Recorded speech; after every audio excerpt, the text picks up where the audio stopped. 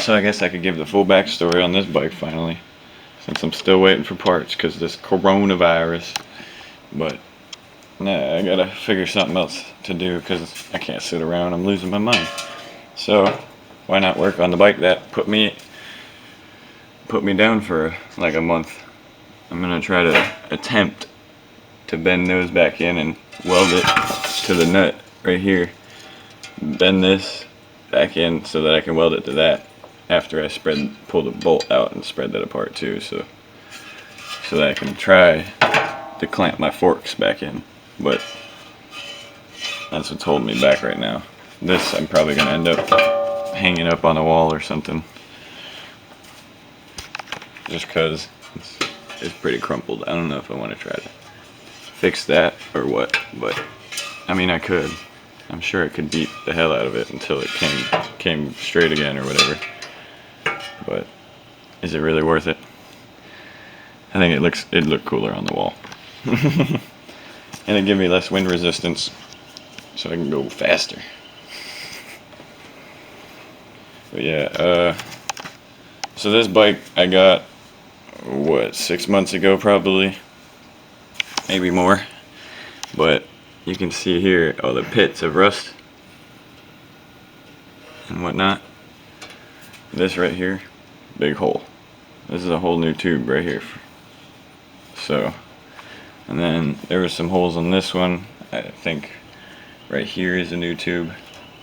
Just this bend. I built this bracket up here. This wasn't here because the last guy that had it drilled a hole through the fender. Actually, what's that? And he mounted the seat to the fender. It's terrible. So I redid it. So yeah, I'm gonna attempt to bring this thing back to life. I gotta build a new peg for it, or at least weld that, bend that back and weld it more solid so I can put a peg back on it. But yeah, this is the bike that I T-boned a car at 45 miles an hour. A little mementos. You can see where the tire from the bike contacted the fender on the inside, and then where I hit the rear tire of the car on the outside. Terrible. Probably should have gotten to this sooner. It seems like it's rusting up pretty good.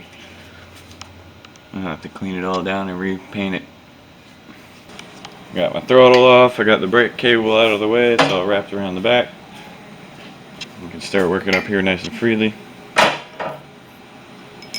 So I grabbed an Allen key, like the biggest one I got, mess up there, and I managed to get this bolt out, right? So you get this out all the way, and I'm going to stick a flathead screwdriver up into there, try to spread these two apart so that I can bend this tab underneath this, weld it to that. That way when I put the bolt back through, it pinches these together and holds the forks in place. I'm going to do that with both sides. Pull the bolt out, spread it out, weld it. Hopefully it pinches. It'll take a lot of hammering on this one. It's pretty blown out. We'll see. Alright, so I got the bolt out, did a whole bunch of hammering on both sides. Got it pretty round. It's still kind of a little beat up, but I'm thinking it should hold a front fork. I'm not too sure. I don't know what the clearance should be for that, but I see this is still a little bubbled out. Might have to hit this in a little bit more. But yeah, I'm there too. But it's pretty close. Now it's time to see if I can manage to weld this. I wish I could just block the sunlight. Oh, look at that. There you go. You can see the big crack on it.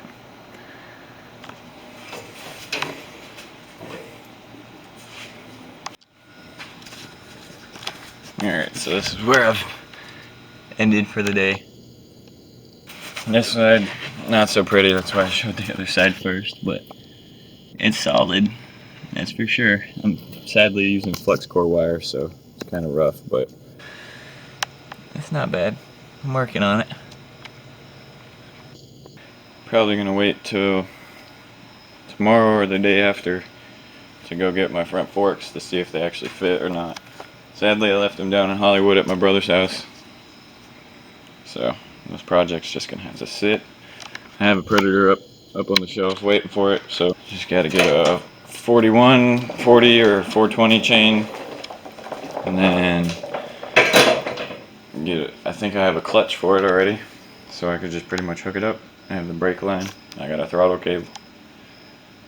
At least I think I have a throttle cable. But yeah, Predators are ready to go. 2 Hemis.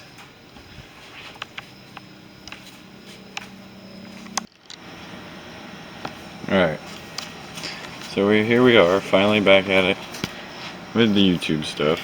But we're working on this friend's car, 2003 Hyundai Elantra.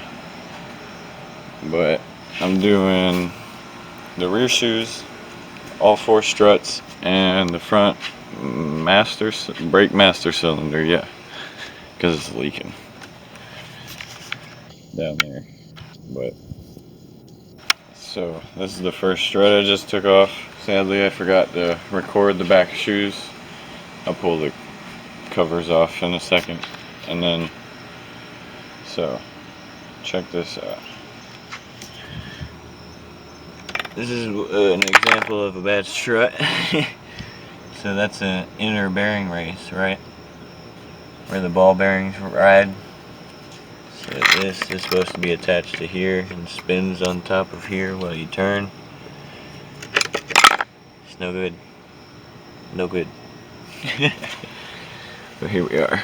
I just took it out. It's only 3 bolts up there, 2 bolts here, a bolt for the brake line, and a bolt for this ABS sensor, I think it is. But yeah.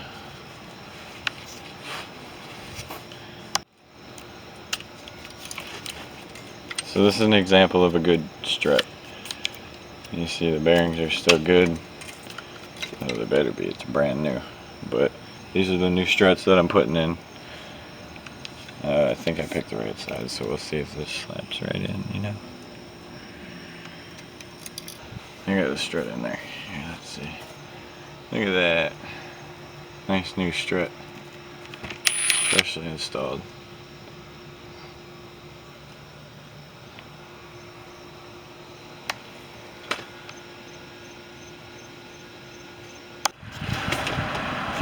Alright, so last time I left the camera, we didn't have this front piece on.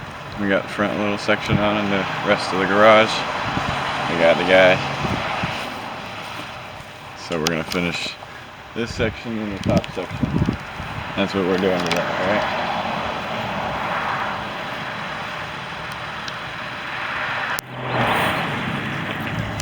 Alright, so check it out. We did it. We put the 2 on, the transitions in between and everything. Next step, we're going to come back, cut the valley in, and put all the gables on the sides.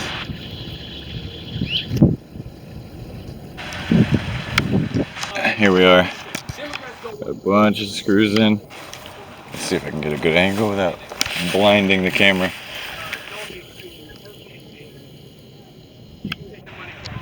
Good amount of screws in. Started cutting the valley in. It's all roughed up right now, so we gotta snap a line and trim it down nice and pretty and whatnot. But that's started. Off the roof, we're gonna head out.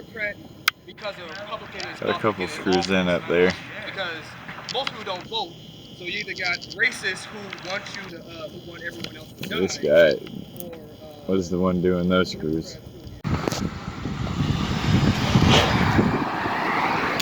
Alright, so here's his roof. Finally finishing up. All the screws are in. Putting the coping metal on. Forgot my camera at home, so I gotta use my phone. Your phone though? Yeah, I got my phone though. I'm definitely getting pictures and a video.